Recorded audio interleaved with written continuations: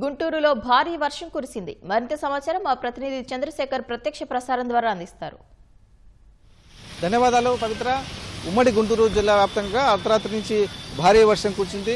అర్ధరాత్రి సమయంలో కురిసినటువంటి వర్షానికి ఉమ్మడి గుంటూరు జిల్లా వ్యాప్తంగా కూడా లోతట్టు ప్రాంతాల్లో జలమయ్యాయి. మనం ప్రస్తుతం గుంటూరు నగరంలోని అరండలపేట, బ్రాడిపేట ప్రాంతంలో ఉన్నాము. ఇక్కడ రోడ్లపైన కూడా వర్షపు నిలిచినటువంటి పరిస్థితి. ఇవాళ ఉదయం నుంచి కూడా నగరపాలక సంస్థ సిబ్బంది అందరూ కూడా రోడ్లపైకి వచ్చారు. వారందరూ కూడా ఈ నిలబడినటువంటి వర్షపు నీరు అందరూ కూడా మళ్ళీ కాలువలోకి పంపించి డ్రైనేజీ వ్యవస్థను సరిగా చేసేటువంటి కార్యక్రమాలు నియమించారు. మరి కొన్ని చోట్ల ఆ డ్రైనేజీ పొంగిపొల్లి రోడ్ల మీద కూడా ప్రవహించింది.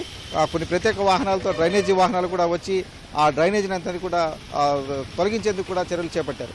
అలాగే నగరంలోని చాలా ప్రాంతాల్లో కూడా చెట్లు విరిగిపడ్డాయి. ఎందుకంటే ఈదురుగాలతో కూడిన వర్షం కావడంతో ఆ చెట్లను కూడా విరిగిపడాయి. రోడ్లపై కూడా అడ్డంగా కూడడంతో నగరపాలక సంస్థ సంబంధించినటువంటి అత్యవసర విభాగానికి సంబంధించినటువంటి సిబ్బంది అందరూ కూడా ఆ చెట్లను తొలగించేటువంటి కార్యక్రమాల్లో కూడా నిమగ్నమయ్యారు. కలెక్టరేట్ రోడ్డు కావచ్చు, కోర్టు రోడ్డు, ఏటీ అగ్రహారము, అలాగే డ్వామా కార్యాలయము, ఈ ప్రాంతాల్లో చెట్లు విరిగిపడ్డాయి. ఇక నగరంలో ఉన్నటువంటి ప్రధానమైనటువంటి ఏటీ అగ్రహారం అండర్ పాస్లోకి భారీగా వర్షపు నీరు చేరింది. దీంతో ఆ అండర్ పాస్ నుంచి వెళ్లేందుకు వాహనదారులు వీలు లేకుండా పోయింది. అందరూ కూడా కంకరగుంట ఫ్లైఓవర్ నుంచి కూడా వెళ్లాల్సినటువంటి పరిస్థితి ఏర్పడింది. దీంతో ఆ మార్గంలో ఉండేటువంటి వారికి కొంత రాకపోకూడగా ఇబ్బంది ఏర్పడింది. దాన్ని మోటార్లు పెట్టి తీయాల్సి ఉంటుంది. అది వర్షం పడిన ప్రతిసారి కూడా అక్కడ ఇలాంటి సమస్య వస్తుంది. దానికి శాశ్వత ప్రాతిపదికన చర్యలైతే నగరపాలక సంస్థ అధికారులు తీసుకోలేనటువంటి పరిస్థితి ఏర్పడింది.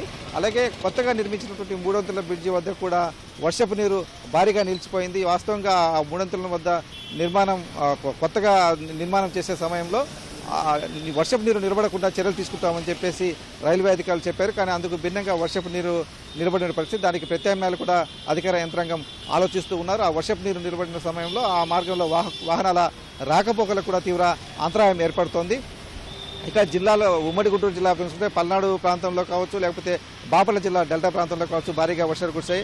అద్దంకి, పర్చూరు, మేదరమెట్ల ఈ ప్రాంతాలన్నింటిలో కూడా భారీగా వర్షాలు కురడంతో కొంత జనజీవనానికి కూడా ఆటంకం ఏర్పడింది. పల్నాడు జిల్లాలో మిర్చి కోతలు చివరి దశలో ఉన్నాయి. ఆ మిర్చి కోతలకు కల్లాలు ఆరబెట్టిన మిర్చి కూడా కొంత ఈ వర్షానికి తడిచిపోయింది. బాపట్ల జిల్లాలో అయితే మొక్కజొన్న ఇవన్నీ కూడా కల్లాల్లో ఉన్నాయి. ఆ పంట అది కూడా కొంత తడిచిపోయింది. రైతులు కూడా కొంత ఈ వర్షం వల్ల అకాల వర్షం వల్ల తాము నష్టపోయామని ఆవేదన చెందుతున్నారు.